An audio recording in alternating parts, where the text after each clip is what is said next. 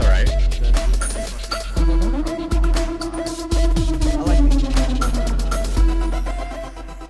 I like being alive. I like being alive too. Alive and alive. Alive and well. Because can you pass me that phone real quick? Yeah. You can unplug it. It's good. The Apple supercharger. You give this thing 30 minutes. Yeah. All the way up. All phones on silent, by the way. All phones on silent. Everyone calm the fuck down, okay? You know, I like being alive too, you know?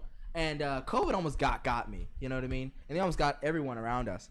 And, you know, I don't want to mean to start the show off on a weird note, but like, you know, FDA just approved vaccination. The Pfizer vaccine. Are you liking that or what? You know, I'm trying to figure out like what excuses I'm gonna come up with now. You know what I mean? Because like I'm just gonna create, you know, like me, like the common anti-vaxxer. I'm gonna come up with more excuses as time goes on, right? So now I'm thinking, okay, but then again, the vaxxer extended the goalpost so far. Right. I feel like the anti-vaxxer gets one goalpost to extend. Yeah, if that. Right. If that. So it's like a couple of things about the vaccine community because I think they're very weird. First of all, now I started to think about it. I started to look at them from a certain perspective, and I realized I think the vaxxers remind me of, at least the vaxxers on Twitter, remind me of the Trump people that just went along with every single thing he said. Sure. That's what the vaccine people will remind me of right now. Think so? Yeah, because they just whatever they say is word and it is bond. And we're not anti-vaxxers on this program. No. We friends of the program, everybody who watches, all vaccine compliant people. Everybody loves it. Yeah. There's hesitancy. Haven't got it yet. Yep. But not anti. So now you got the FDA. Now Pfizer's saying it's okay. Yeah. It's not Johnson & Johnson. It's not Johnson & Johnson. I don't think that Johnson & Johnson will never be approved, by the way, a family company. But I don't listen, FDA approved what? Artificial coloring, opioids, all this crazy shit. And then just because it's FDA approved, is it safe? I don't know. Maybe. Probably safe enough. Safe enough. You probably won't die from getting it, maybe, because only some people will. But, you know, hey, for the most part, you won't. And I think that... Just fixing our focus during your rant. It's all right. Yeah, and I think that's a good idea. So, today we have a special guest. Hey, I'm Chop. We have a special... Well, I have to introduce you. Jesus Christ. Oh, my bad. This is a friend of mine. A person who served in the U.S. Air Force. A veteran, by the way. Oh. A veteran. A basketball player. A legend in the making. He's going to be a Jeep driver. A triple threat. I don't know. And our boy Chop is in the building right now. Hey. Shout out to Chop. Chop. Thank you for your service, sir. Thank you for your service. We want to talk to you about a few things today. You know, a number of things. You know, we're happy to have you on. But like, what's up with it? Like, you know, let's get right to the chase. Listen, man, you were in the U.S. Air Force and you served in Afghanistan. Is that right? I did. Can you talk a little closer to the mic? Yeah, from April 2017 to November 2017. 2017 in Afghanistan specifically. Before you were doing other tours in other countries. Yes. Okay.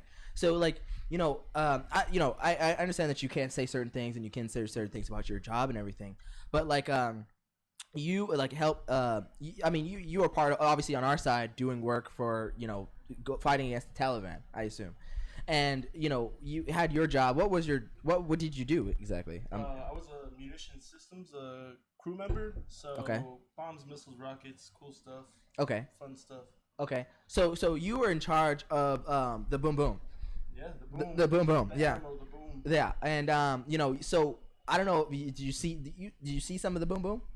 Yeah, we got to see some cool videos and whatnot. Cool videos on boom boom. Yeah. So I mean, I don't mean to like get. I'm trying not to avoid questions, ask you something you can't answer, but I'm trying to figure out like, so what do you feel about the fact that we've been there for so long and now we're pulling out of Afghanistan? Like, how do you feel about your friends, your boys, your confidants? How do you feel about that? I'll be honest. At first, I was pretty thrown off. I was like, you know, confused and frustrated because, you know, you put in work somewhere, you do so much at one area or some place, and you feel like it was all for nothing.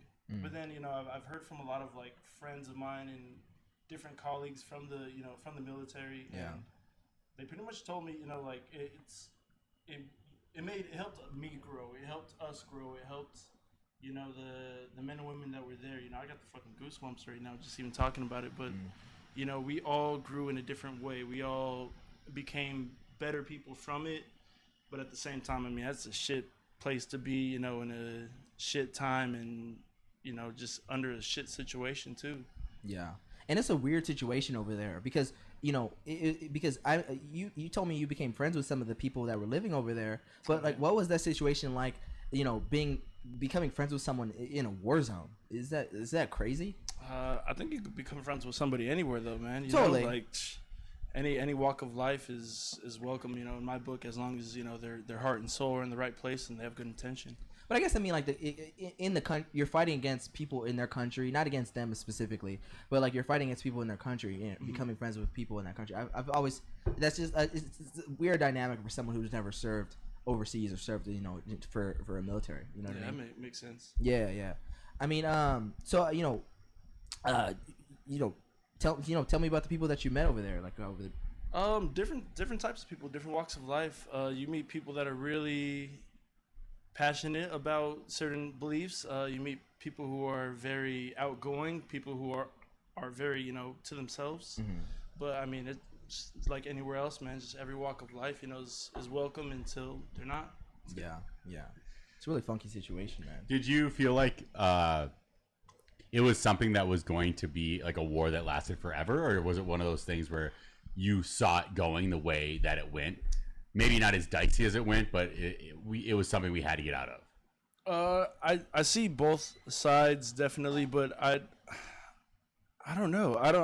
I never saw it as a place that we could leave immediately or anytime soon, if that makes sense. Yeah. It wasn't somewhere that, you know, that the job is done. Oh, good job, team. You know, let's get up out of here. It was just perpetual. It just seemed like a reoccurring day of, you know, never ending this. And I get why we're out of there. I applaud them for getting us out of there to an extent. Yeah. But the way we went about it and the way that shit's going down right now, I mean, that doesn't look good.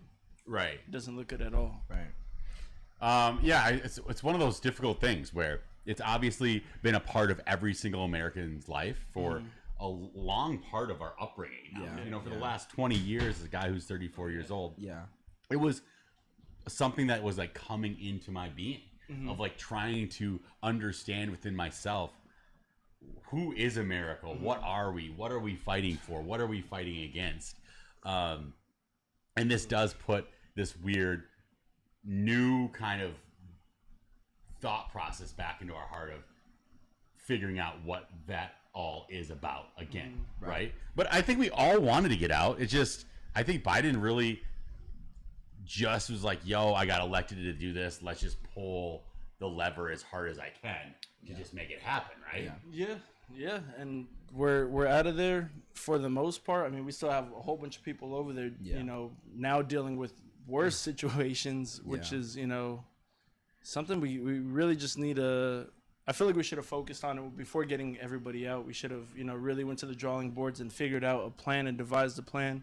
But I know things, you know, can't always be executed properly or perfectly. Yeah. So when you were like being trained and you were on your deployment, did it feel like something that was about diplomacy and about like rebuilding, or was it just like we are just resisting the Taliban at all fronts? We were preached to a lot about resolving the conflict, resolving. Interesting. But nothing that we were doing felt like we were resolving a single thing. And that's you know, my personal belief. That's from my outlook, my perspective. But I don't feel like we resolved a damn thing. Yeah. I mean, but you know, people will say other things. You know, people who were there previous or even before, they probably saw a worse. You know, we probably resolved to some extent, but I personally did not see it resolve. Yeah. Interesting. Like, Were you in a capacity where you were sitting there trying to like help people on the ground, like create more space, or were you always in a space of just continuing to kind of resist a flowing of Taliban insurgents?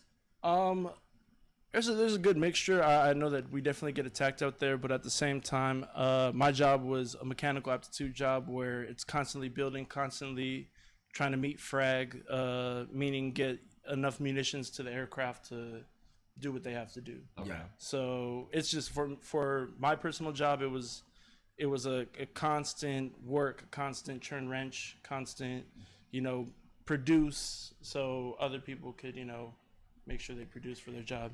Was it one of those things where did you have days that like you needed way more supply than the last Oh, yes, day? yes. So you could feel different levels of tension based on Yes. how we thought we were doing, whether we were winning or losing day-to-day battles? Not necessarily win or lose, but definitely hey, we're ramping up things today, or hey, it's going down today, or hey, it's a little, easier or easygoing today compared to other days. But there's definitely days where you're going balls to the walls, and you're expecting, oh man, we're wrapping up. You get that feeling. But I mean, was it something that you would be able to understand the why? Like, would you be able to turn on the television and say, the why is actually being told to the American public? No. Or like it felt so internalized that you even on the ground were not able to be let to be aware of the why? No, I feel like we're all told so much different information from different sources, and it's not nothing is told directly. Nothing is ever told directly. I mean, whether you're on the active duty side, whether you're on the civilian side, whether you're on the politics side, I'm sure that they're all different information, being dispersed between each group. Yeah.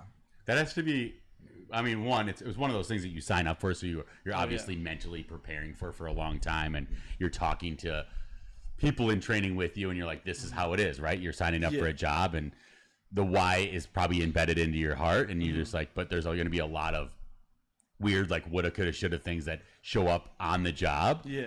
And I mean, just working with people on the day-to-day basis of how disgruntled a worker gets when it's like, hey, like, let's mop this floor, or let's like work on this project. Yeah. And it's like, why? Mm-hmm. Yeah.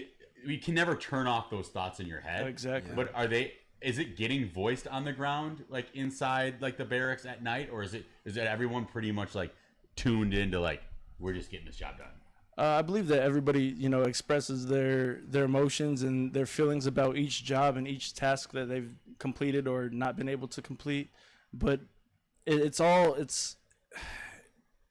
for everybody, to leave up to their beliefs, their version, because nobody has the same beliefs about this. It's, your perspective, his perspective, my perspective. We're all getting so much different information from different sources, and we try to piece it together, but it doesn't work like that. You're just lost. You're lost. You're in a jumble. Is there a brief at the end of your deployment of, hey, this is what we're gonna tell everybody once we're home of what we did, and this is like what you can and can't say of what we did, or is that just kind of understood throughout the process? Not officially. I know that there's a good amount of characters that of the higher ups and ranks that will give not necessarily a briefing, but just a discussion throughout every week. Of, hey, this is kind of our numbers for the week. This is what we've done. This is what we plan to do. Kind of it's ingrained in us to just kind of know. All right, this is the information we share. This is the information we don't share. Sure, understood. Yeah. So it's actually embedded in the whole process. So at least you feel like you're up to date. It's almost like massaged into you throughout the process. Okay. Yeah. Throughout the training and everything, because that's what's interesting about like the military is like you were saying, like you didn't really know what you were fighting for, but they just said do it and you said okay, and then because that's what the process is. To an extent, they give you their explanation. You're given your version of the story, and you go forth with whatever you got to do. I mean, you signed a contract. Well, it's not up to you to say yes. It's not up to you to say yes or no. That's not a choice you make. Like, no, I'm good today. Like, What's interesting about that is like you're getting different information from different sources to resolve something. Did they tell you it was about us? Like the mission was about us, or was it to protect people from other people?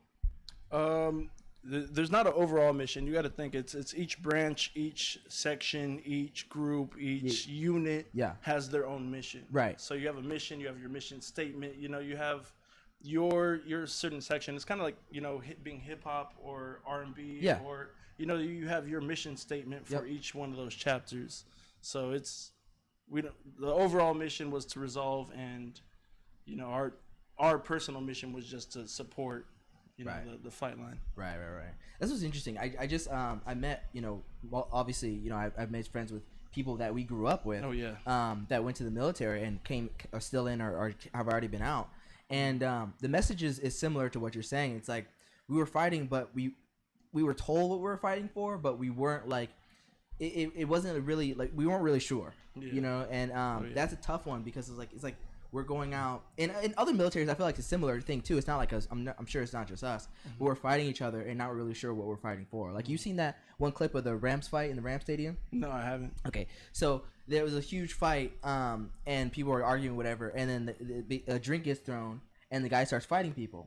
So the guy thought that the guy behind him threw the drink, but it was some lady 2 rows back who threw the fucking drink. So this dude's fighting, just broke his eye, bloodied up and shit. Didn't even know what he was fucking fighting. It's the same thing that happened with the Malice in the Palace. Yeah, exactly. The wrong guy got hit. Yeah.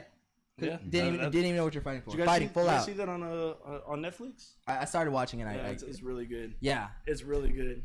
It's so interesting. So like to see that, and I you know, these are people, you know, my friends are on the line. These are people passing away from going about these things. Real bodies. Going into other countries and helping out, you know, people from other countries and protecting them from other people.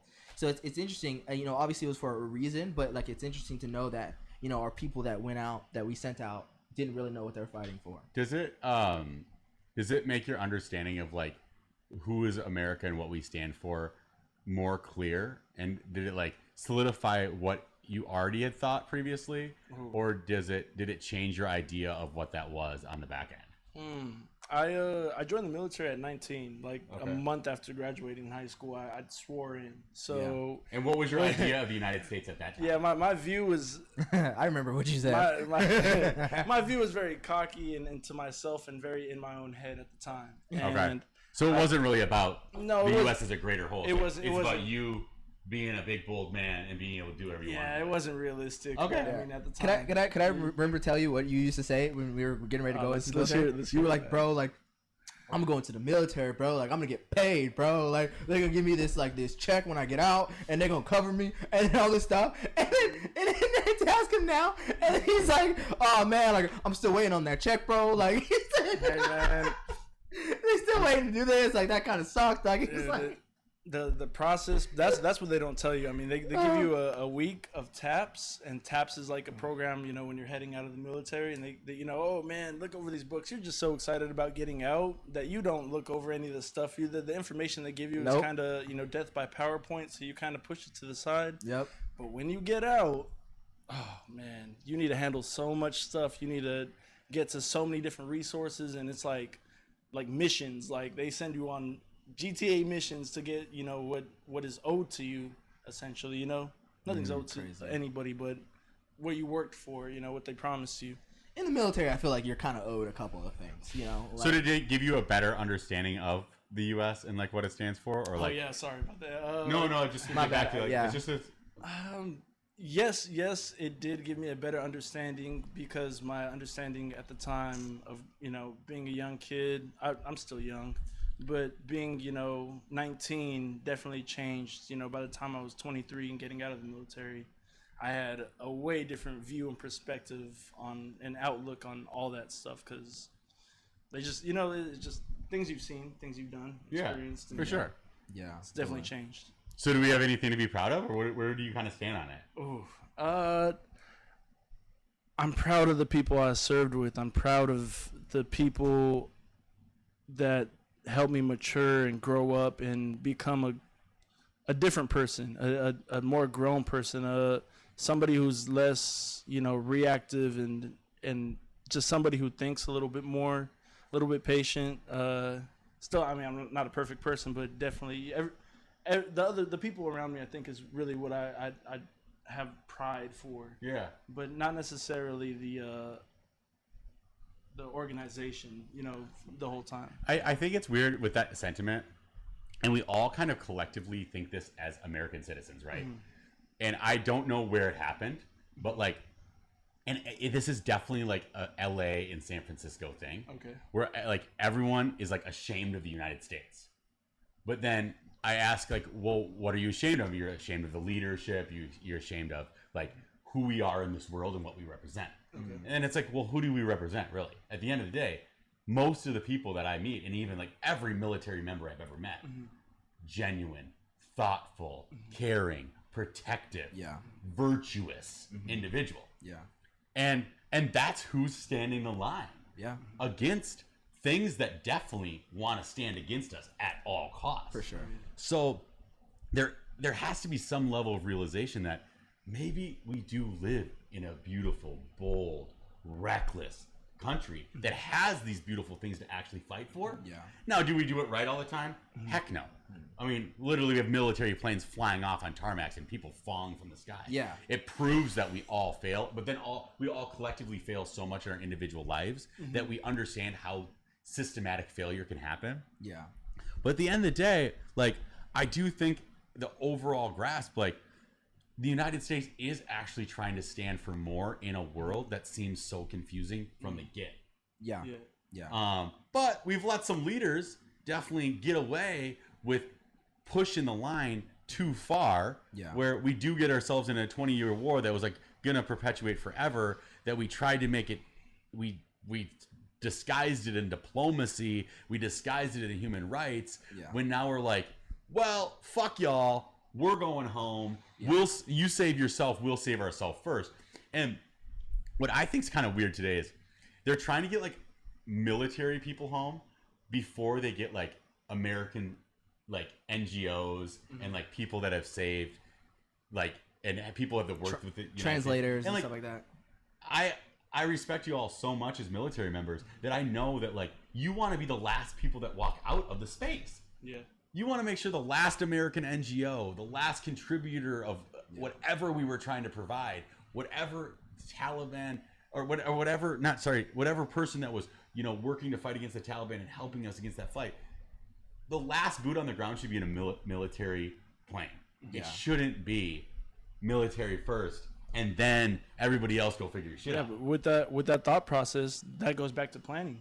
I mean, why would you leave? I'm sorry for laughing, but why would you leave the country and send out, most of the military members first when things are not resolved, when you have not got your equipment out, when you have not got your personnel out? That all should have been thought out and, executed properly, and none of it was. None of it is. Nothing is right about this. That's where, I see a lot of guys that are, other veterans. I see other, other groups, get pissed off, and that pisses me off too. Why did we just leave and not prepare for shit? Because you all are like programmed of plan and process. And execution. What was the whole? It's to think that the United States military can't plan, process, and initiate. That's, y'all are the best in the world at it. Untouchable, the best of all time, the GOAT. And now to just allow it to do this thin veil of, well, this is the only way it could be done. It's like, not when you have the biggest, baddest military to ever exist on the planet. What are we talking about? What's the point of procedure? What's the point of procedure? What's all this information I've had drilled into my head? Why wasn't it executed? That's what baffles me. That's what drives me crazy about. And what it comes down to is that wasn't the plan until it was the plan, like literally probably from a briefing in like 24 hours and said, we out. And I guess they said it was because of like, well, I mean, I get what you mean, like the military should have went last. That makes perfect sense. But everyone bailed immediately because of, the quickness of the Taliban. Clearly they would have just rampaged like the bases and the airports and then like as quick as possible. Why did Biden tell the American public before he told people on the ground in Afghanistan who have been serving for 20 years? No, that is crazy. That's weird. Don't tell me. Biden, you don't have to tell me. Tell them. Tell this like man or woman that has sacrificed her life to go up against something that is now in her country or their country that like is gonna fucking kill them because they basically crossed the line. It's like you're gonna like Biden thought he had to like tell me before he told them. I'm like, yo, bro, tell them first. Like, that actually is standard American procedure. They gotta tell the real people that need to know ahead of time, and then you tell the American. I'm cool with a little secrecy from our government a little bit when it like allows for like women and children to get out safe. The motherfuckers are like, the hurricane's here. Like, did you tell us coming? Just to think how much they push for secrecy, how much they push for planning, Yeah, how much they exactly. push for all these ideas, and none of it was executed properly. We just None of we it. didn't trust it like literally telephone that you play with kids when they're like in third grade. We couldn't trust that on the ground. Just like, hey, whisper, whisper, it's time to go. Yeah.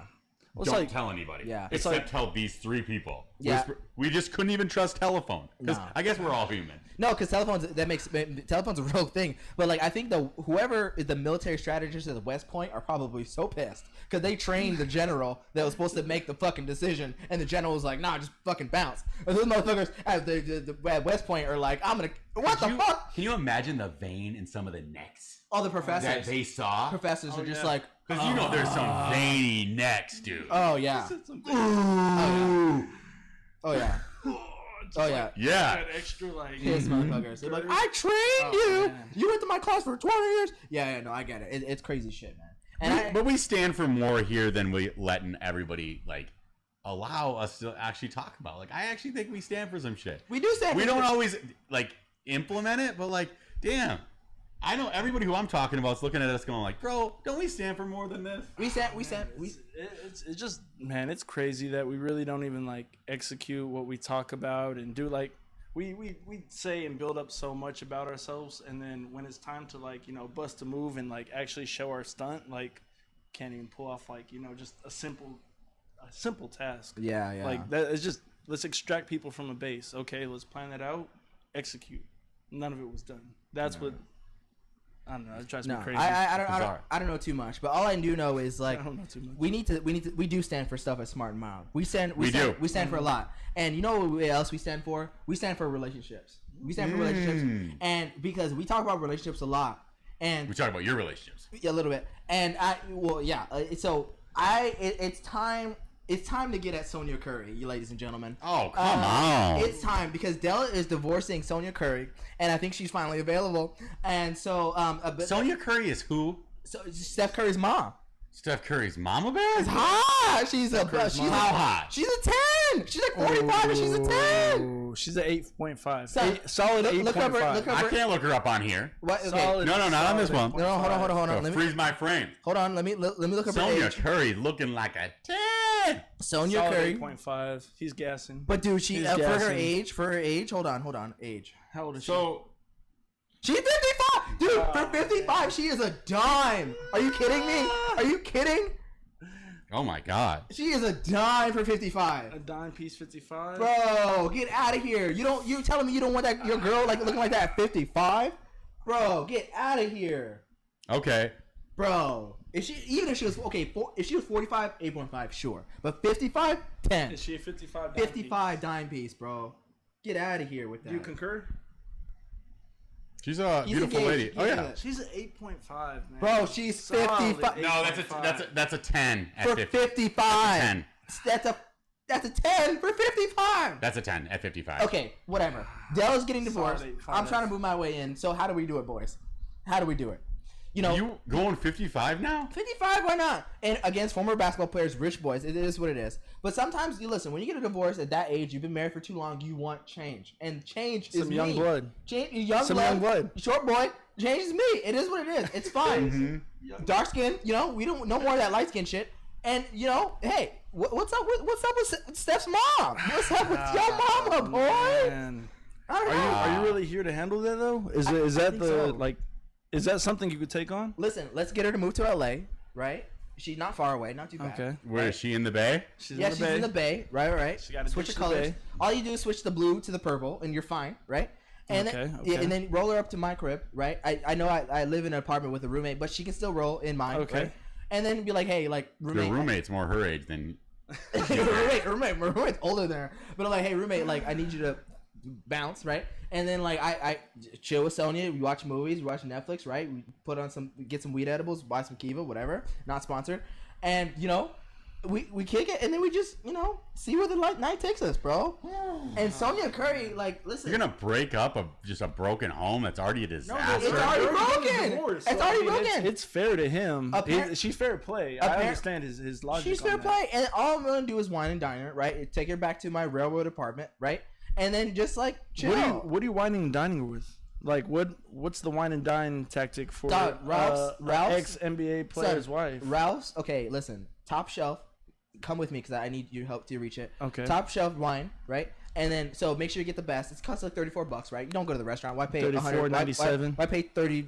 Why pay $200 for wine? We go to Ralph's. Whatever. It's like $36.92 at the door. Yeah, it gets some cheese, right? Get some cheese at the other at the end of the aisle. Like Gouda. Yeah, some of that Gouda, some of that chutney. It has a kit, right? It has a kit, right? Get some olives, son. You know, get yourself a Netflix. It's $12.99.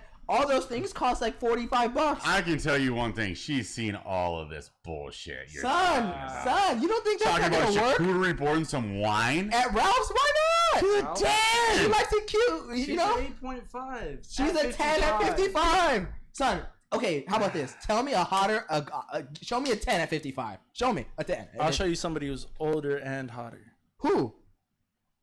Cher. Who? Cher. There you go. Cher. Cher beats her. Cher wins. Hey.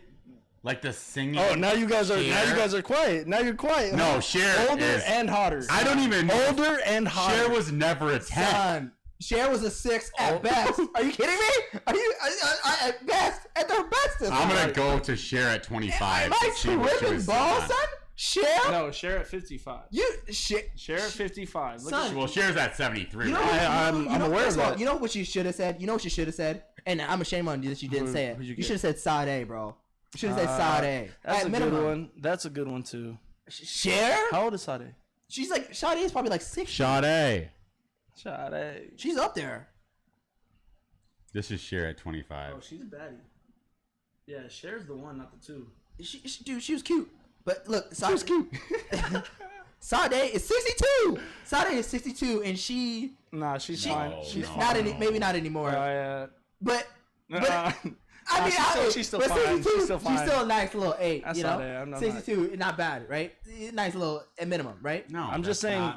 I mean, she's 62. She's not on the board. It's a tough. Anymore. It's a tough one. But I mean, with makeup, she looks like an 8. Yeah. Just saying, Cher won.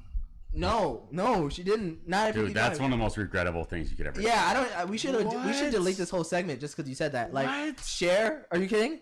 No, I have a huge crush on Cher. So. Get out of here, bro. Like, first of all, Beyonce is getting older. She's like, I could be the next Sunny. It could be Choppy and Cher for real. I actually think you have a chance at Cher. Do you think so? I think so. She still have the residency in Vegas. I hope so. Beyonce's still singing. Then we live in 73. Vegas. I don't know if she's still singing. Yeah, she is she? Dude, J-Lo's 52. Yeah, but she's bad. No, J-Lo's a 10. J-Lo's a 10. That's like 11.5 for sure. No, on a bad day. Yeah. And J-Lo's probably gonna look the same at 55. With gum in her hair, she's a solid 12. Yo, well, she's not changing. No, honestly though, with that much plastic surgery, no wonder these like celebrity elites are so scared of global warming. Yeah, they're gonna be melting. Yeah, they're gonna be melting like a mother. J-Lo's probably on the front line with DiCaprio saying, "This can't get hotter." Son, you're supposed to. I'm melting. You're supposed to keep Botox at room temperature, son. You're gonna go out to the biggest sun, and you're gonna be like, "Yo, like my skin is like going inwards. I don't know what's happening." Mm-hmm. So that's gonna be weird. Yeah, it's gonna be real weird. And make sure you have your air conditioning on in your Rolls Royce. I'm trying to figure out like, we talked a little bit about this. COVID finally fully FDA approved. Pfizer. You know, we already know. Dude, I may have to get vaccinated no matter, like, it's closing in on me real fast, you know, and I'm getting a little scared. FDA approved. Are you getting scared from the headlines? No, I just like my nature of work and the thing, like, a bunch of shit, and it's just like, they're like, it just, like, the needle is just getting closer and closer to the sides of my head. So I literally I went to breakfast in Palm Springs. I had to prove that I either had the vaccination or that I had, within the last 3 days, was negative. Right. I had to show a governmental ID in order to prove that aligned with my ID. Had to wear a mask inside. But I'm not even saying inside. Breezy California, like open air, but inside type of restaurant. Right. Like all of it. And there was still a family who was sitting there masked up, throwing the straw underneath the mask. I'm like, do you not realize that everyone is either vaccinated or has already got the thing, and you're still like, if you're that, you gotta go home. Yeah, go home. You gotta stay home. Don't even show up. Don't even show Why up. go out in the first place? Yeah. But what's weird about it is the people that were unvaccinated were the people that had to show that they were COVID negative. You're actually the safest person in the room. Yeah. because you're actually able to prove that you don't have COVID. Yeah, you have proven that you don't have COVID. If you're vaccinated, you might still have it. Might transmit it. Might still die. I don't know. So, yeah. But you're doing it. You're gonna do. Yeah, you're gonna. When are you going, Needle? You're gonna be A-okay, huh? When are you gonna do it? So I'm gonna do Johnson & Johnson, bro. I'm going Get 4 of them. I'm getting 4 of them. I'm getting quadruple vax, like It's talked 2. about. You are gonna Johnson & Johnson? Yeah. Because you just want to do one hit quit? Like pang. No, I heard they give you 2 on each cheek is what what the going rate is nowadays. Yeah, For Johnson & Johnson? Yeah. So we're getting No super way. vax, It's 2 on each 100%. cheek. You know, no Okay. antibodies for me. They say like the new Johnson & Johnson booster shot that even though it's whatever, is gonna double your antibodies, son. I'm gonna be quadruple antibody up, son. All right, so you are getting vaxxed. Okay. Because at that point, nothing's gonna kill me but Johnson & Johnson himself. Because Hollywood is closing in on this. You have to. Yeah. Or else you're literally a criminal now. Yeah. They're like, how dare you not be vaccinated? Are you trying to murder me as if I have a knife in my hand with it to their eyeball? They're like, how dare you? If you have It's the cough killer. If you've tested positive in Mississippi, and they can prove that you've gone outside within the window, you can get prosecuted up to 5 years now. What? Yeah. That's crazy. Mm-hmm. Whoa. It's For starting to 5 years? Yeah. It's starting to get weird. Over 5 years of prison time is your max penalty for going outside with known COVID in Mississippi. That's You probably do less time stealing the chicken. Like, you know what I mean? Like, you probably serve less time. Dude, you probably do less time being black in Mississippi. Dude, I swear. So It's dude, getting Mississippi. dicey out there, folks. I think you know what I think I realized actually I think the best solution what should have been for COVID this whole time. And this is gonna come out of my pocket, but I think is actually the best solution. It's coming out of your pocket, like our sponsorship pocket? No. I think the best solution of what should have been for all COVID patients, instead of masking, instead of everything, instead of this and that and this and that, if you're not vaccinated, raise your insurance rates. Oh. Raise the rates because Well, so- you have a higher tendency to get COVID, be hospitalized, this and that and this and that. Everyone who's not vaccinated has a higher insurance premium. Delta that's just still came out with mandated. that this week. Yeah. So a Delta employee who's not vaccinated loses their health care coverage. Yeah. And So it puts them at a risk. Because they're at risk? no, because Higher risk? the company Delta pays. They're for your just not insurance. gonna do your So they're like, healthcare. I'm not gonna pay for your insurance. That actually makes perfect sense to me. I get that. I think that leaves them up for a lawsuit. Because I feel like that's like it's not a pre-existing condition. Okay. I don't know. Can you just drop someone in the middle of a pandemic and say, "Oh, we're gonna just change it up"? Well, okay. Dropping your insurance is one thing. I'm just saying like raising the rates. But okay, dropping your insurance in this case, I mean, first of all, when it comes to health insurance, you're in like you're like, what is it called? Like your section of time. Like you subscribe for like a year. Yeah, but essentially. literally that opens up the door for it's like if you don't have an abortion, you are gonna lose your health care coverage. Sure. I know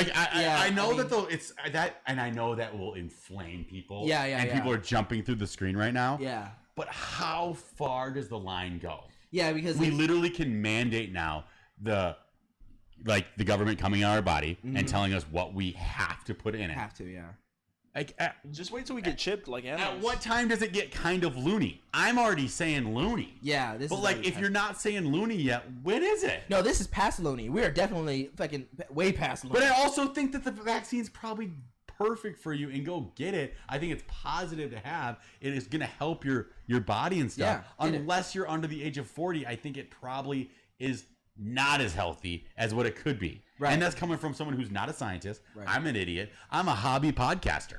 Yeah. Hey, listen, man, it started getting real loony when I started seeing like hookers spraying Lysol on their vajayjay just to like be like, oh, I'm clean now. I'm like, what? I'm like, first of where all, are you seeing what this is going Wait, on? where did you go and see that? Where did you see this at? No comment. But my point is, it's like I started seeing this and I'm like, wait, what is happening right now? Like, did you just spray your pussy with Lysol because you're scared for it not to be clean? What the fuck is going on? And first of all, and so like imagine that. So now we're like at the point where we're like mandating vaccinations for everyone, no matter what. And at this point, like strippers are gonna have to get it, no matter what. If they're I-9 or W2 or whatever the fuck it is. I think in this situation, of 1099. Vax is better than Lysol to the vaginal area. I am 100% agree. You know what with I that. mean? Are you a Lysol over Vax? What are you? I think so. We've never had a big division between us Wow. politically yet. This is a fucking problem. I You're a think- Lysol? I think are you a Lysol or are you a Vaxxer? Because dude, there's people I kid you not. will put their mask on and spray Lysol into their mask on their face, which is amazing to me. Because like fuck. Is that like skin bleach tactics? Just shove cancer in your mouth hole. Like shove it right here. Johnson & Johnson? I mean, who made? No, Johnson & Johnson make Lysol? It's a family company. It's a family company. Okay. I think they do. I'm not kidding. So it just amazes me. And then we're talking about how like if you get the Johnson & Johnson vaccine, like remember the people that like okay, first of all, let's talk about how the now that they found out that the Delta variant is only 66% effective against the vaccine, by the way, not 90% like they predicted. Number one. Number two. That's why he's for the Lysol. That's why for the Lysol. Number two. They just figured that out, and it's rapidly spreading through every vax person ever. Just found out, right? And then you got people getting the Johnson & Johnson vaccine, which was amazes me because when this whole thing started, they're like, hey, listen, this is because they're getting ready for the third one. You're gonna have to get the third one. That's what I'm saying. They're preparing themselves. That's what the comments are saying. Like you gotta catch them all. Shot. Yeah, you know what I mean? I love that. At this point, you just gotta catch them all. Yeah, I gotta catch them all the variants, you know. But they're saying, listen, like Johnson & Johnson. It amazes me because like they're not even starting their FDA process to get approved because they're like, oh shit, like once they find out what's in this shit, and they're like, it's irrelevant to get FDA approved, especially for Johnson & Johnson family. And then like, but like they were like, oh, like. They're like, okay, Johnson & Johnson still hasn't figured out baby powder, right? And then they're like, they never made a vaccine ever in their life. Because baby powder gives you herpes or something? Yeah, all kinds of shit, right? They never make vaccination in their life. All of a sudden, instead of 2, they're like, no, 1 is just fine, right? And then like 1 and done, and we're done, son. And then all of a sudden, like and then people really were foaming at the mouth to get a Johnson & Johnson vaccine just because it was 1 shot. I thought they were foaming at the mouth after they got the vaccine. They were doing it after the That's what I heard. Before, during, and after. Yeah, and after. So and then it amazes me because I'm like, people were saying like, fuck pharmaceutical companies, fuck the government. Why is Johnson & Johnson baby powder not being effective? And they're like, 1 shot, 1 and done, son. Yeah. Like, I want to bring this up real quick. It was really trending at a time to be like making fun of anti-vaxxers. And this is like pre-COVID, pre-everything. Like it was so funny to make fun of anti-vaxxers. Yeah. And now it's like, okay, well maybe we got to be part of the anti-vax team because it's like, which one do you pick? That's why I'm not going any side. Who do you pick? I'm vaccine hesitant. And now there's Lysol in the mix too, so that's 3 different choices you have. Well, no, and that's why I say like I think the vaccine people are like they remind me of like the super Trumpy people because they just go along with anything the scientists say. No matter what, no matter the opposing facts, no matter the fact that like we're now finding out that the vaccine is less effective, it's getting people sick, it's getting people with death, all this stuff, and then they're like, no, you're messing up the facts, misinformation, no, you just on Twitter, you just see this shit, and Reddit too. Reddit's going wild right now. So like, listen, again, I'm not against the vaccine, but I'm just saying like it amazes me how many people just roll over and get fucked. I just think it's wildly effective for people that are over 60. Yeah. And it makes a ton of sense for someone who's over 60. Dude, if you're under 40 and don't have any pre-existing conditions, it doesn't make as much sense. Yeah. Not to say it's actually going to be harmful. I don't think it has a microchip. I don't think it's going to give you cancer. I don't think it's going to like kill all your babies in the future. I just think that your body is probably fine without it. Yeah. But then again, you might have this lingering bomb of pre-existing condition that you didn't know, and then you clunk, and you're gone. Right. And again, like we talked about all the time, everyone who thinks they should be getting the vaccine should get the vaccine. I wanted my grandpa to get the vaccine. I'm glad he has it now. My parents have the vaccine. They got it. I want you to get it, Cam. You know what I'm saying? But I just don't like these mandates. They're just like you must, you have to, or else. And then as we're still trying to figure out what the fuck is going on with this thing, it's like, dude, like, listen, I get it. If you're like, hey, whatever, like some old ingredient, like, I don't know, putting black pepper and the flu vaccine, fine. If you tell me to get the flu vaccine right now because flu just reemerged, I'll be like, okay, fine, whatever. Yeah. You know? But like, we're still trying to figure this thing out. There's still all these things happening and moving numbers and this and that, and we're like, no, but you must. Well, I don't like that. Getting to your kind of like army stuff, what was weird is having the person who was checking me at this restaurant, checking my ID, checking my my negative test. I was like, this is starting to get a little bit wild, right? Yeah. I'm like, here, I'll show it to you and everything. I don't have a problem with it necessarily, but I am I'm slowly getting creeped out by it. Yeah. Okay. And he was looking at me saying, dude, I completely agree with you. and he's like, and my manager hates it too. Yeah. And my owner hates it too. Oh yeah. But it's the government. You still follow through with it. You still it's follow through with the so tenets. it's kind of getting to the space where everybody that I talk to, every door person, every rational human being says, even a vaccinated person goes, look, I do think it's getting a little bit wild. Yeah. However, out of empathy, I think you should still do it. Right. I don't really think the masks work, but I do it to make you feel more comfortable that I care. Right. And so we all are like doing this like hocus pocus bullshit to make everyone else feel good. And it's instead of like no child left behind, it's like fucking every child left behind. Like we all can't have. You know what you just you know what you just like talked about right now is my military career. No, it's hocus, but what do you know? Like you exactly how you talked about this vaccination is how we envision. I mean, what's going on over there? Think about it. Totally. I don't like. Doing certain things, what I mean? But fuck it. It's the government. It's the government. That's what they're told to do. And, you care, and you're empathetic, and you want to do right, and you're a virtuous person. No one wants grandmother to die. No one wants a small 9-year-old child who has leukemia to die. No one wants that. No one wants that. That's a collective. Everyone will check that box. It's funny because talking about this COVID is exactly what talking about Afghanistan. You know what I mean? Like it's the same thing. It's you don't want to do it. You don't want to leave. You don't want to come. You don't want to go. But it's happening. It's going on. Somebody's mandating all this shit, right? Interesting. You know what we learned today on Smart and Miles? You know what we learned? We learned that the government is consistent. Hey! Consistency. So, I know that one of the things that got a lot of people through COVID was a lot of weed smoking. Oh, yeah. Now, I, on the other hand, can't smoke weed because it makes me immediately start speaking to God. Yep. And it gets scary. Shout out to cannabis. It just like makes me get wild. Yeah. However, all these weed smokers got all up in arms saying Sha'Carri Richardson...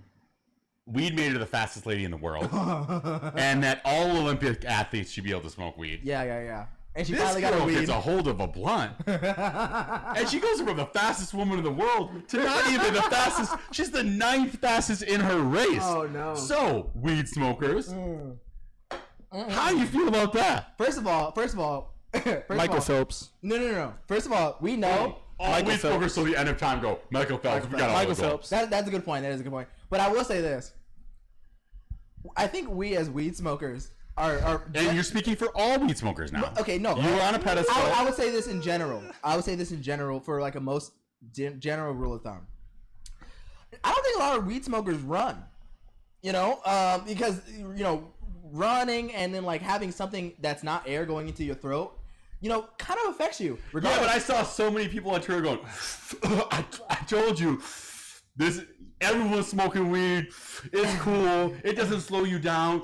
And they're like, it doesn't slow you down. It doesn't slow you down. It doesn't slow you down. Nah, bro. Sha'Carri's got our back. Nah. And this whole weed thing's racist. No. And then it slowed her the fuck down. Yeah. No, she got. She had too many blunts in a month. Maybe she was stressed out for not making the Olympics, and the whole time she was watching it. Just, I'm gonna beat these motherfuckers. Which I don't get. Which I don't get why they would disqualify her if they knew it was gonna make her slower anyways. Well, yeah, 100% agree. You know what I mean? Exactly. It's obviously not performance enhancing. It took her from the fastest woman in the world to the slowest in a race. If anything, in a relevant race. If anything, if the Olympics were racist, they would just be like, they would allow all black athletes to just have weed all the time, and only black athletes. Like, of course, the black athletes can have weed, no problem, right? And everyone's slower, but that'll still never happen. But anyway, she went to the fastest to the slowest. I think she was puffing on way too many joints, whatever. But like us, like I said, stoners know that like doing like high end sports, like how you can't be a stoner and then be like a high end sports athlete at the same time. You can be like a class B or class C athlete, but you can't be like a class A. Like that's very difficult to do. Yeah. Right. You know what I mean? So it's like I think we as stoners generally know that. So like to see that is a big win. But like it's the exception, not the rule. The only thing I don't know is I didn't watch the women's Olympic final. Okay. And I know that she won the U.S. Olympic qualifier, right? So she was the number 1 U.S. athlete. Yeah. I don't know how she would have ranked amongst the world. Like, did the second in line do like extremely well in the Olympics. Maybe she was never the fastest lady on earth. Yeah, But for like that week, the news really made me feel like the Usain Bolt of women. No, totally. Smoked blunts, right, and got disqualified. Right. Because I mean, that's true. Because how do you get actually slower? She just probably is who she was. Right. We just all got like bamboozled into this idea that I don't know. Did they ever give the stats of like her times? No, stuff? she got slower. Oh, she did get slower. She did get slower. So she was good, and then she got in trouble for smoking, and then she got slower. She got off of that race though, and she was feisty. Yeah. She already knew the hate was coming. Yeah. She hadn't even heard any of the hate yet. She gets on that mic and she was like, "All those haters, you come at me now. You better wait for later." Yeah. She was wild. I love her. Well, no, I love her too. I think everyone came at her because she almost looks like the what's his name? Well, she's the Cardi B of track. I was gonna say the Rodman of track, Dennis Rodman. Okay, good. Dennis Rodman of track. Is she not? So like because she's got a wild hair. Wow, she got the long. She's running with long She's ass fun. nails. She doesn't give a fuck what people think. No. But she cares, but like she doesn't want to say it like that. You know what I mean? And she was at that moment she won and everyone was really happy to see her. But like, listen. It is what it is. Like, you know, she's probably smoking that whole time, and then you're not going to be faster. It is what it is. Better chance of getting her on the pod. Better chance to get her on the pod. I'm excited about that. I saw her lose, and I was like, man, I bet we could get her on the pod. Yeah, I mean, you know, back on the upcoming. She's going to be the highest paid track athlete probably of all time still, though. No, because sponsorship. When you say high, you mean like highest? Highest. Okay, the highest track athlete of all time, of course. You know, so I don't know. We'll see how that goes. Did y'all see that Twitter post of Kylie Jenner? Yeah, Kylie Jenner. She's the Travis Scott guy, yeah. She posted on Twitter. She was like, "Oh, Stormy, her daughter. She's like, oh, she always saw yellow buses, and Stormy always wanted to get on a yellow bus, so her dad bought her one."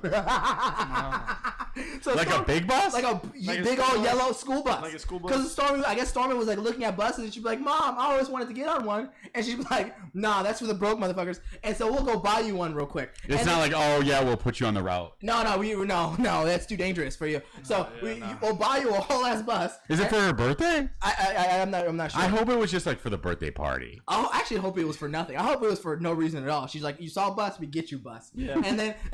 And so you see pictures of the girl just like walking around an empty school bus because she always wanted to see a bus. Oh and that my god! Imagine that. Like that's next. Like I'm not even mad. I'm just happy. Like there's money out there. They can just do that. But this little baby, like, this is the bus. I feel like if you're buying a bus for your child, you have to rent out kids. You know what I mean? Like you have to make your kid feel out. Like, you know what I mean? The whole experience. Yo, like, let's rent out some kids. Call Central Casting, get some background people, right? Hire a bunch of little 5-year-olds and be like, "Hey, you guys are getting paid to be here. We need you to sit on the bus for about 4 hours." And to get the true experience, you have to hire that one kid that tells her that she can't sit there.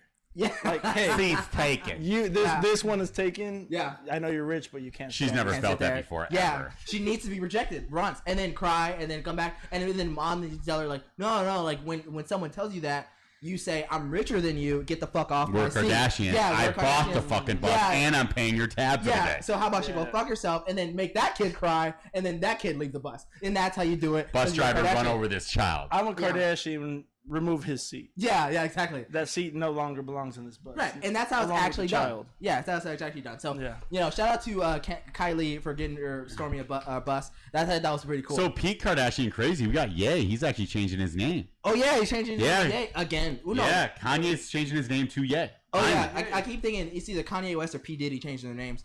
Wait, did he do he changed his name like officially? P Diddy? P Diddy changed his name like a bunch of times. Like a government change? No, so Kanye's actually changing it governmentally to Ye. Yeah, interesting. Some like Meta World Peace type shit. Yeah, well, I think he's trying to promote Donda. Okay. So we're getting in a true rap beef. Wait, before we go into that, I have a question. Yeah.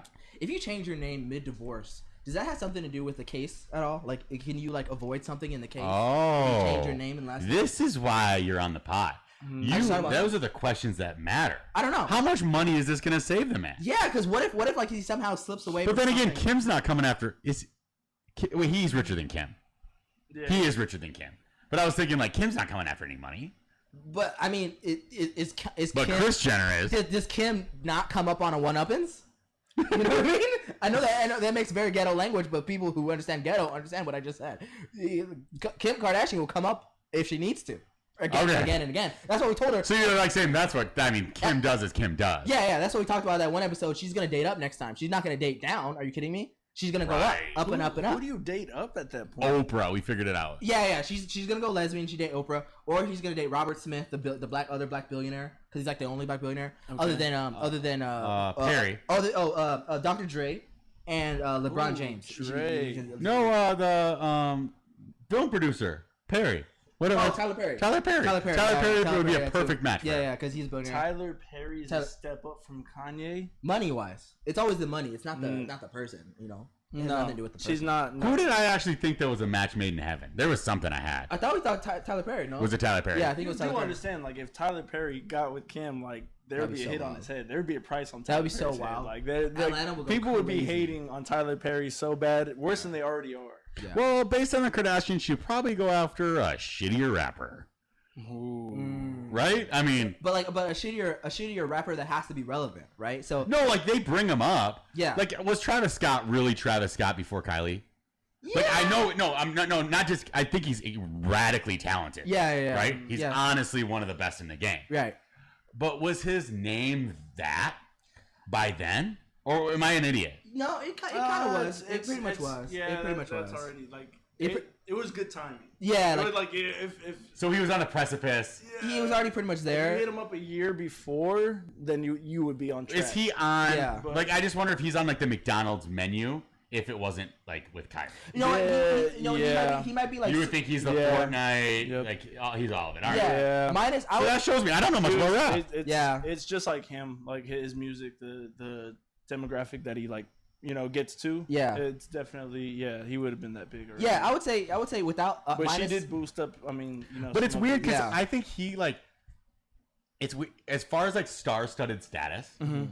I don't look at him like I look at Drake or Kanye. Okay. Because I like the Drake and Kanye. Everybody thinks Drake's like the GOAT or whatever. I think I would. I don't really think that. Okay. He's like the current guy. Yeah, he's like the current guy. Mm-hmm. But like when it comes to sponsorships and endorsements, like Travis Scott is like almost above all of those guys, which is amazing. Like he does more brand partnerships than all of those dudes, and I don't really understand how that works for him outside of like Drake. I feel like if you're doing a McDonald's thing, I'd be Drake's at McDonald's. That makes sense. Yeah. But when Travis Scott's there, I'm a little bit like.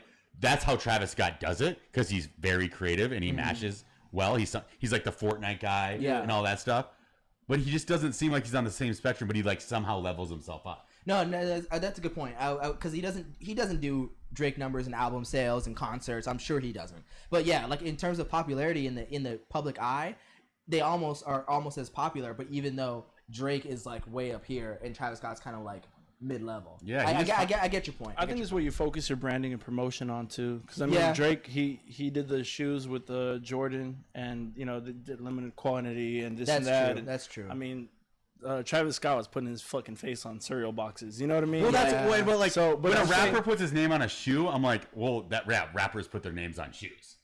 But when rappers do a collab with Fortnite, I'm like, damn, that's fucking creative. It's your marketing team. It's the guys around you and stuff. I mean, even look at Lil Yachty. Like, dude's got a Sprite commercial. Who else has a Sprite commercial? LeBron. Yeah. You know what I mean? Like, that's way Lil Yachty and LeBron are not on the same level. No, that's a good point. You know what I mean? But at the same time, they could both get that. It's your marketing team. It's the people around you. I mean, damn. So you think the marketing team got him Kylie?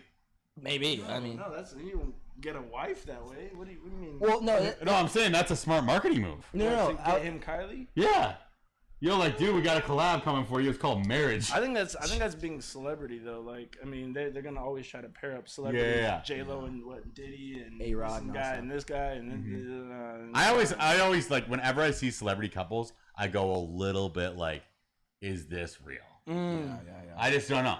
Yeah. My mind discredits it for some reason. I'm still disappointed in the whole J-Lo A-Rod thing. Like, I was rooting for them. Like, really? What the fuck? And then all of a sudden this you were the happiest person I'd ever seen when she was getting divorced. You're like, I have a chance. My phone died from all your texts. And I do have a chance. This is my time. And I do have a chance, but then you get against Ben Affleck. Ben Affleck, what the fuck? Like Ben Affleck, like you. Who cares about Ben Affleck? He's Batman. No, he's one of the best Batmans. No, Christian Bale is Batman. Okay, he is not. He's not even on the top 3 Batmans. Christian Bale is my Batman. Okay, but no, in all seriousness, but I feel It's like all about George Clooney as Batman. First of all, Okay. just laying it down there. George Clooney is the best Batman. We'll come back to that. But like, but I do feel like both points are true because like for instance, Sweetie, she got that deal with McDonald's too, and I actually feel like that upped her popularity because she has like 2 popular songs. You know what I mean? And like she's not on the level of these guys. Was that Shoddy or Sweetie? Sweetie, Shawty, whatever.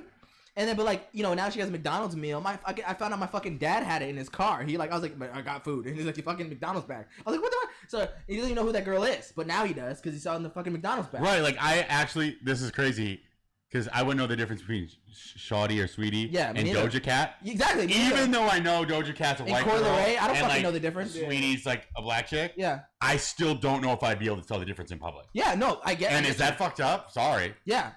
No, I don't get the difference either. But like, but yeah, like the brand deals are something different. Where like Drake, like you said, releases a limited shoe versus someone putting their brand everywhere. That's actually now the move where people are actually doing like exclusive small deals for like 100, 3 times the price versus putting your name everywhere. But don't you think your relationship to Kylie would help some of those brand deals in a weird way? No, totally. Yeah, totally. Like that's why I'm like, I wonder if he would get the McDonald's contract with himself. Oh, and when you know that your wife, your baby mama, all of that is like, that McDonald's is like, dude, but it's Kylie. You know what it probably I get what is. you're saying, but if it was somebody like different, then it would make a lot more. Like it would make sense. But he was already like, okay, he was already like, trust me, I'm not I don't know his music and his catalog like that, but like.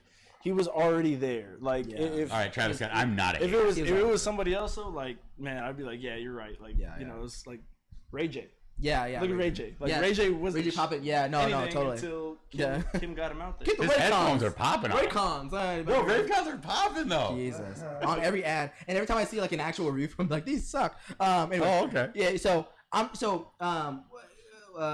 Anyway, I was gonna make some conspiracy, but I'm not gonna go there right now. So, what do you think is more dangerous, the crate challenge or COVID? So far the crate challenge because it is killing niggas left and right. Just dropping and breaking motherfuckers. So I don't what's happening there. Did you see that video I sent you on Instagram, by the way? They're selling crates at Walmart. Yo, Walmart. Discounts. I'm so proud of Walmart. They are the sellout of all sellout. And when you're back in the day in high school and friends were like, yo, don't sell out. Dude, sell out, son. Are you kidding me? It's crate challenge. Just block a whole fucking block out for crates. What? They have aisles of crates at Walmart. I sent him a video. I'll show it to you right now. At Walmart. They're selling crates now. You can buy milk crates at Walmart because they're on this trend. Yeah. It's wild. Hilarious. So wild. Look at that. Oh, they really want people. Walmart is willing and able. They shut the whole block down for crates, and because they're like, hey, like whatever it is, whatever these people are buying, we're selling. You know what I mean? Remember I told you how I couldn't find a mail calendar like for like a planner at Walmart. Yeah, I could find it at Target. But, because they're like they only sell to people. They only sell to their target market. Why would I find a mail planner? Mind is walking these crates, man. Yeah. Who, especially when it's on grass. Yeah. That's crazy. Like, I get it because grass is softer, but at the same time, grass is going to make it more looser. stable. Yeah. Who's walking the plank? And you seeing these fat guys having no business getting up on those crates. Son, like, and they're walking the line. Yeah, it's a death march. You should test yourself. Like, if you cannot, like, walk on a curb or something, like walking on a small plane, and you're like these people have no balance. Obviously it's already in balance, but like on top of that, they have no balance. So what the fuck are you doing?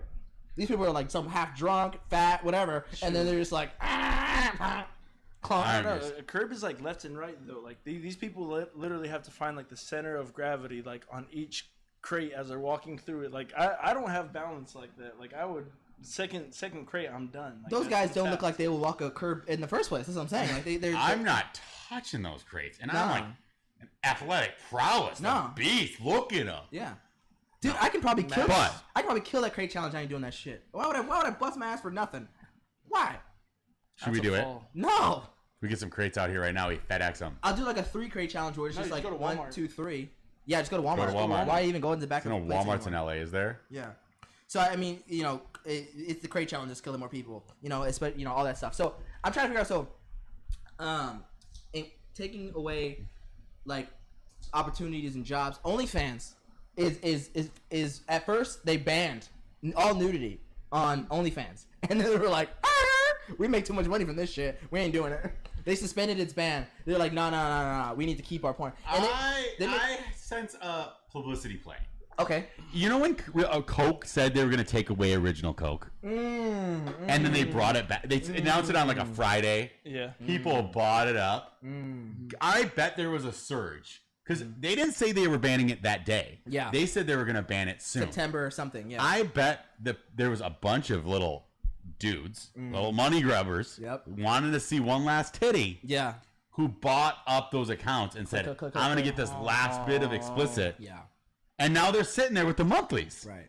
Because not only that, it's not like they just did it. The creators were like, I can only show my tits for 6 more days. You buy me $5. Bing, bing, bing, bing, bing. Oh yeah.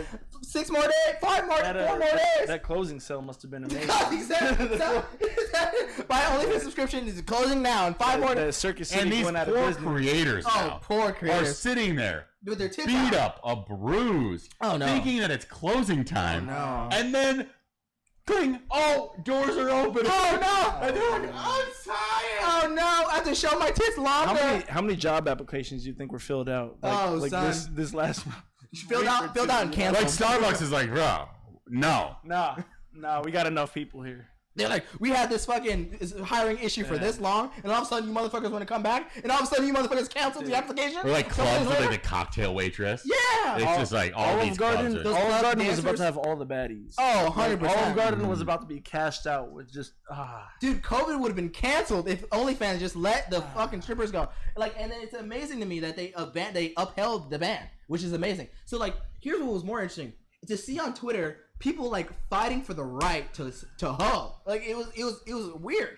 That's America. It is America. That's what we fight for. these sluts. They were like, how like dare you? Like this is like a safe place for Seth. What do you call it? Like they don't call it. So like this is a safe place for like not sex trafficking, but like sex workers. Yeah, it's a safe place for sex workers to have a home or whatever, and like you can't take this away from them, and like all this stuff. And it's just like it's amazing how many people like don't care and then care about like certain industries, especially when it comes to like the sex industry. You know what I mean? Yeah. Well, we care about the sex industry. We care because one, you can no longer call someone who uses their body for money a prostitute, and you can't call them a hoe. Right. That's like off limits because it's such an established and important job. Yeah. It is called a sex worker. It's you know. Yeah. If you're getting paid, you're getting benefits. You're You're not hoeing. You're not hoeing.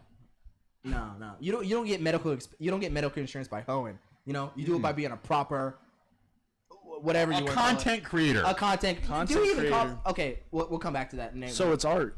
It's art. It's art. Yeah. Yeah. So it just amazes me how people were like defending for it, and then like that's why they had to upheld the ban because people were like so pissed they couldn't see their porn anymore. But this is hilarious because of a company that you can't tell me that the new financiers were like, but we will finance you, but we need to like, or they weren't even new financiers. They're saying that somehow the financing group of the company no longer wants explicit material. Except that's the whole reason the company started. Yeah. And then couldn't get banks. Did no one ask? Is OnlyFans really having money problems? Well, no. What money problem? Their issue was they couldn't like work with banks because their banks wouldn't fuck with them because all their porn and stuff on their sites. That's what it is. Their money. So there's not some. Where does Nevada put their bank? Where's all the casinos put their bank? Where does fucking Pfizer put their money? Who gives a fuck? It's literally not a money incoming issue. It's a money storage issue. That's literally the problem. Like, where do we put all this money that we're making? We don't know where to put it. They ran out of mattresses. Yeah, that's what it is. They're like, sorry, we can't have porn because we're making too much money. This shows that it was such a marketing play. It was absolute bullshit. This was an old school Pepsi move or Coke move. Yeah. We're taking it away. Yeah. It's not going to be here any longer. It's amazing. Go get your final fix. But we did come up with an interesting kind of conclusion with it. Yeah. We need to have seasons. Yep. Of explicit content. Yep. They need to open up explicit content and open up Twitter for like Trump. Yep. Where you can say and do whatever you want, but for a short time period. We need to have the springtime. Release dates. It's like spring. It's like hunting season. Yeah. It's like summer. Okay. Yeah. So from May to the end of August. Oh yeah. All social media can go wild. Conspiracy theory, Yeah. any type of explicit content that you want. And then we reel it back and we have to go back to normal Yeah. for like 9 months. Yeah. Hibernation. Yeah. Just get back to your roots. Get back to your value system. Yeah. Wait for next season. Hibernate. Because we're ramping it up next season. It's gonna get wilder. Let these content creators have a time to chill. Yeah, chill. They have the bing bing by themselves. Listen, hibernate the titties for a little bit, and so when I come back, I'm excited. You know I what mean? want seasonal explicitness in America. Yeah. That would be so much fun. It makes more sense. Like, open up Twitter for the summer. It's like Trump gets to go back on. Can't you wait for like 2022 Trump summer? Yeah. And everyone gets way more excited when the time comes back around and they'll be like, it's season It's kind of like day. the purge, but for social media. Yeah. Like, we need a social media purge. Yeah. Social media purge, pussy purge, everything is open and ready to go now. And we got vaccinations. It's great. Yeah. I see so many people wilding with that. Like, But it would be better, and then we would be better for it, where it's like, we all can agree. 24/7 social media, conspiracy theory, explicit stuff. It's not good for your mind, body, and soul. Yeah. But we all do need a nibble. Yeah, and I would expand that more to OnlyFans. We should stop porn for like a little bit. Maybe maybe not shut it down for months because people are gonna go crazy. But like maybe shut it down from like 2 a.m. to 6 a.m. You know what I mean? Honestly, I think Andrew Yang could make a bill to be able to. Yeah. These girls should get paid for this by the U.S. taxpayer. Right. Yeah. I think they deserve benefits. They deserve Healthcare, retirement accounts. You know what I mean? Like 401ks, Medicare, dental. Are you kidding me? Make sure they get dental. You know? Are you kidding me? I don't want to see the OnlyFans shit with dusty feet. I don't want that. You know what I mean? We need all proper vaginal care, whatever you need. Jeez. Take care of it. Gynecologist, whatever. So we wish the best for the OnlyFans girls. We're so glad you're back. We're so glad you can move forward. You know, apparently Pornhub Premium is not enough, but you know, it's different. That is so different. It's so different because like we talked about, like it's different to receive it. Like if someone's trying to share a link, like if you send an OnlyFans link, it's like mystery, right? You're like, oh, like I wonder what's behind this wall, right? But if you send a Pornhub link, you know exactly what it is. Yeah, but if you know a girl from your high school is on OnlyFans, you're like, yeah, she's a little slutty. But if that's normal. But she's on Pornhub.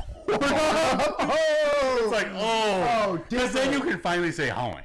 Yeah. What do you guys think about like the shaky hand, like X videos type shit? Then, like, I mean, because that's like a lot of amateurs too. Like, I mean, what category do those fit in though? Like, if they're not Pornhub, like the iPhone fans, like the iPhone. But do they free videos end up on Pornhub? They end up on a site like X videos, on like a X site. hamster or some shit. You know what I mean? That's a porn star. Wait, so you're talking about the amateur? Like shaky hand, like that's a boyfriend that made their girlfriend a porn star. Yeah, and then it released it after they broke up. Then, like, where do you separate the OnlyFans three? has class. I've actually never been on OnlyFans, but I imagine it has some class. He said, "I imagine." So basically, the difference is between like hoeing. Is it some shaky hand stuff? Yeah, hoeing and not. Like some shaky hand stuff. Like that. Like I feel like it's amateur stuff. No, like. But wouldn't it feel different if like you met a girl and she's like, oh yeah, I do have an OnlyFans, and she's like, oh yeah, you can follow me on Pornhub. That's a different deal, Different deal, yeah. But Depends if it's free or not, because like how excited I am off of this, you know. I don't want to pay, like, you know what I mean. Like, if it's free on Pornhub, then I'm there. No, but so Pornhub thought that it was going to just absorb that industry, and they were like, "Oh, we are going to make premium accounts." Yeah. But I don't think a girl would transition from OnlyFans to Pornhub. No. That just seems like a draft. Even the funny part is, it's the same fucking thing. Unless the incentive but is the higher. fact that it feels different. Yeah. It's different. I feel like they could poach them if the incentive was like high enough. Like OnlyFans girls would flock to that. If I think they got a nibble. Pay, so like I do think that OnlyFans is obviously like a gateway drug to like just being a part of the porn industry because you're already actually in it. You just have ownership in it yourself. Yeah. There's a little class in OnlyFans. Well, I mean, it's like OnlyFans and Pornhub are like, as if you're making videos on Twitter versus like YouTube. You know what I mean? Like if you're on making videos on Twitter, you're still amateur. You know what I mean? Yeah, it's like private or whatever, but you're making it, people need to follow you to get it. But like if you're on YouTube, then you're like a content creator. You know what I mean? Meaning maybe that's a bad example. Whatever. I don't. Long story short is like I think girls what they're doing, and I'm not saying this from experience at all, but they're posting like preview videos on Pornhub so people can see what they're doing, and then sending their link back to OnlyFans saying like, okay, if you want to see the full content, come back to my OnlyFans. I mean, I don't know about that. I don't know about that either. Someone told me. I don't know. He's like, I don't know, but he's like giving me strategy of these OnlyFans girls. And He's this like, is I know nothing about this, but I would assume if I were to do it, this is how I would do it. I'm not sure if it's get half off. And they're on Reddit. Anyway, so, Unbelievable. So so it's like a weird like multi-platform thing. Like, and then girls are just like. And they're doing the same thing as Pornhub. Like, they're just fucking dudes that they find on somewhere, and then they just record it and they send it. So it's like I said, the same thing, but like somehow secret. And then somehow if you're on OnlyFans, you're like more of a classier hoe than you are if you're on Pornhub doing the same thing, which is interesting. But I mean, I get it, but it's like I don't think it's about being a hoe or classier. I think it's about like the platform is like. OnlyFans is more personable because it's like, you know, you and that person get to contact each other or whatever and then share that, intimacy or you have to pay more that moment or whatever. Yeah, you're paying regardless. You get to can't you even pay for premium messaging? Yeah, you're like mingling with the person. It's crazy. Pornhub is like, all right, this is like a big, YouTube video where nobody's interacting with me type shit. Got it. So there's more facets to it. Yeah, so I think OnlyFans, I mean, that's like, it gives it more of like a personal touch, which is it's more focused. Like for instance, like if someone's watching Pornhub, they can also like not buy your stuff and just click somewhere else and watch porn still. And OnlyFans, like, you're kind of stuck on that page, and if you go to another page, you have to pay. Because you're paying like $35 $35 a month or something. Right, 55. And then $55 a month to watch a girl. No, and then so you pay for another page to get into more access to other things. We need sponsorship dollars because if this podcast doesn't work, Cam's going bankrupt. Bankrupt as fuck, because the price is only getting higher, and then because the girls are charging more. You know what I mean? How much you? There must have been a sweepstakes at the end that girls just raised their price, right? Yeah, it must have been. Like we're $100 instead of $15, and whatever. Shout out to Laura. Anyway, I think OnlyFans is interesting. I'm glad they're back. And I'm glad they're still showing porn and feet porn or whatever. And we're gonna start our OnlyFans now that we're doing that, and we're gonna start our own porn channel.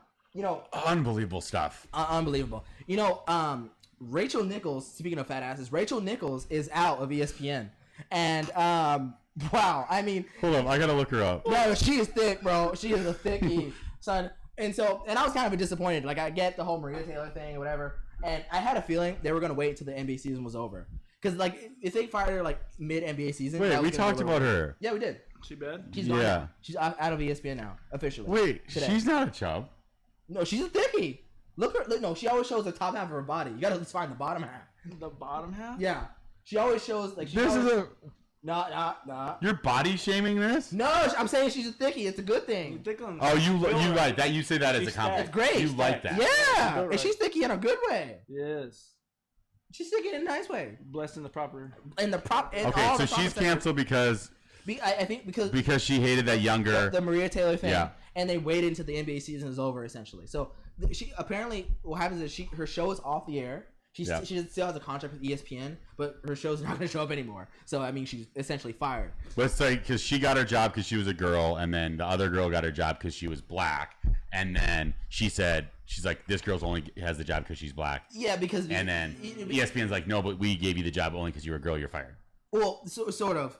But I would say this. They're women, and they were also very good at their job. Because Rachel Nichols was very good at her job. I will give her that, 100%. And so was Maria Taylor and all those people. But, like, yeah, she got caught on mic saying, like, it's like they're trying to just transition into, what's the word she used? Like, transition into diversity and just wanted to, like, make new changes, all this stuff. And we talked about that one episode. Yep. Where it's like, it's always changing. Like, it's always a white guy to a woman to a black woman to a black woman to an Asian woman to an Asian woman to an Indian woman, and then back again. So I'm excited when it becomes, like, an ageist thing. Yeah. You know how, like, that's becoming slowly a topic? Yeah. I love it when they're going to give it to, like, a 90-year-old Asian lady. Yeah, for sure. To talk NBA. To say, this is diversity.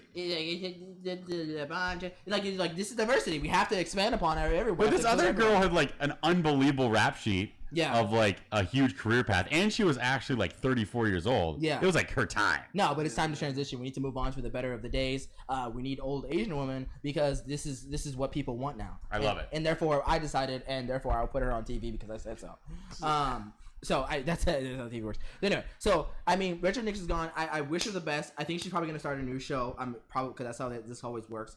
And I wish her the thicky best because that's where They always have good luck somewhere. So, I don't know if we discussed this. We did not discuss this earlier. Actually, I know we didn't. Yeah. But recent study just came out with like the top, I think 50, or maybe the top 25 most racist mascots.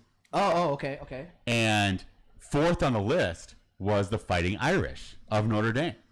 Okay, interesting. The top three were obvious ones. They were Indian mascots that were displaying like more of like a violent behavior of this expectation of what white people thought Indians were when we were coming over in the olden days, right? Okay, yeah. And they're like, yo, we have to push away these fucking negative stereotypes. Obvious. We've all talked about it. Yep. But then the Fighting Irish were fourth on the list. It's interesting. And that's the new debate. And there's literally people on ESPN being like, this is a racist, disgusting mascot that has to go. Notre Dame's like, Notre Dame was started by a bunch of Irish guys who put this mascot in place. Right. It's instrumental in the entire culture and identity of our school. Yeah. We love that this is an Irish institution, and we actually love the mascot. And people are still fighting against it, saying like, no, it's racist. And the Irish people are going, dude, no, we like it. Yeah. So what's racist about it? Because it's a smaller person of stature. It has red hair. He has a shillelagh, right? It's a like leprechaun, and he's like an ornery little leprechaun that runs around and is the Fighting Irish guy. So let me ask you this, because like based on, And I think I don't know, is he drunk? I don't think it's that racist. No, because he's just like a shillelagh, and he's just like an Irish dude, right? Like, Yeah. like, I mean, their current mascot's actually a black guy. But the whole identity of the Irish leprechaun is this small, little, pale, redheaded guy who's acts like a leprechaun. So I could be wrong, but I could be wrong. But based on history, isn't the people that should be like offended, if anything, against like Fighting Irish people? Shouldn't that be? Isn't it like British people and like Anglos or whatever? Based on history, shouldn't the people that should be offended actually like white? There shouldn't be white people fighting against them back in the day, back in like the 1500s or 1600s or 1400s, whatever century that was. With Irish people? Yeah. Remember like how the separation happened with like North Ireland, Britain, all this stuff? Like because they're Scotland, because they were all fighting with each other. Okay. So shouldn't the people be offended, like be like the British and shit like that, white people, like those essentially? People. I mean, it could be those people that are offended. I know there's something happened with like, I do know something happened with like Irish people in like some, I forget what country, African country. I know there was like some issue. Is it like a potato famine? No, yeah, something along those lines. But I could be. I don't want to go there because I don't. But I just what the funny part of where we've gotten in culture. Yeah, just cancel is everything. This hysteria of literally being founded by like Irish Americans. Yeah, who placed the mascot there themselves, being like, and the Irish identity being encapsulated across all of Notre Dame. Yeah. As a celebratory thing, but also like playing this gimmicky role. Yeah. People are still like, obviously there's probably some Irish people that are like horribly offended by it. Yeah. But like, if I'm an Irish person that then placed the mascot there, that then other Irish people are horribly offended about, it's like, what are we talking about anymore? Yeah, exactly. And that's a little.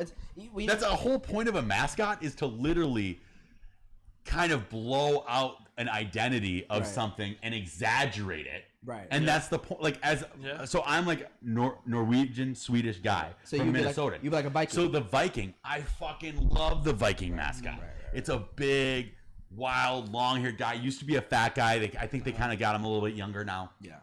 And he looks like a Viking. Right. And he rages and he slams the fucking thing because it's a warrior mentality. Yeah. And we pride ourselves on it. Right. And the whole skull chant is the idea that you cut off the head of your opposing person that you just won, right. And you drink his blood and you say skull. Right.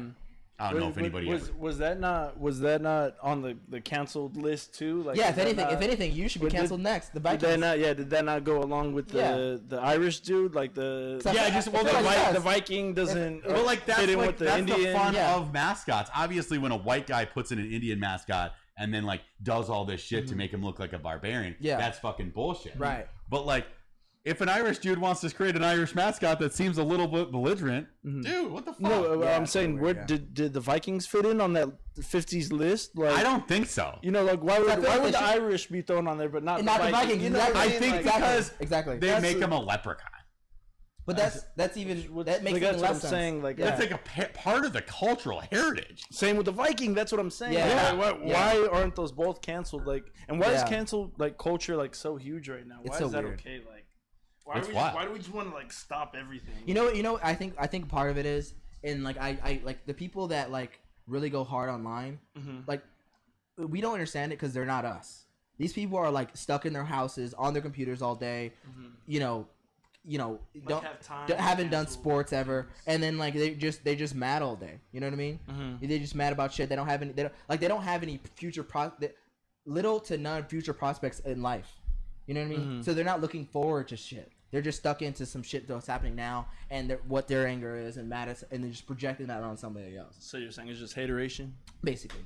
Because these people aren't us. We got shit to do. We got shit to think about. Like we don't have time for that. You know. And mascots are fun. Like it's an everybody knows it's an exaggeration. Yeah, exactly. That's supposed to be the fun part of like going to a sporting event is the mascot running around and acting goofy and falling over and doing tricks, right? Stupid like, stuff. And being an exaggerated character. Yeah, my favorite character right now is not even from here. My favorite mascot is the Bulls. The Bulls mascot. That fucking fight. He just jumps around and does shit. He said like you see videos of him like fighting people. But they're gonna like literally. We're gonna get to a point where people are gonna start saying, "But did you ask a bull if it was okay?" To like make him red-faced and to make him look angry and to be like this warrior thing. Like bulls are actually very nice. They're actually very like endearing, calm animals. They don't have all this rage. Dude, don't think that shit's not coming. The line keeps on going. How dare you stereotype a bull, all this stuff. And they're gonna be like, and then they'll be like, did you ask a bull? And then they're gonna have to ask someone who identifies as a bull. And then they're gonna be like, I am a bull. I say no to that mascot. And then they're gonna be like, okay, what you said is correct. Take out the bull of all of Chicago because this person said so. So it's gonna be like that. That's what's gonna go down. That's what's gonna go down. And everyone's starting to agree. They're like, oh yeah, I remember this guy said no bulls because he's identified. Well, that Kettleman guy, he's offended. Literally, there's some guys that just like will just grab the baton and be like, I got this. Ban the leprechaun. And I'm like, holy shit, bro. Yeah, it's amazing. It's amazing. The fact that ESPN was debating this today, I was like laughing. Yeah. And there was another reporter on there that was like baffled that the conversation was even happening. Yeah. It's like, dude, what are we talking about? Yeah. But it did come up high on a surveyed list. So. Right. I feel like life imitates life sometimes. Because like when people are having a conversation, it's so unnecessary, and you're just sitting on the outside like, do I engage in this nonsense? Or do I like just wait it out and just like let it sit, let it happen?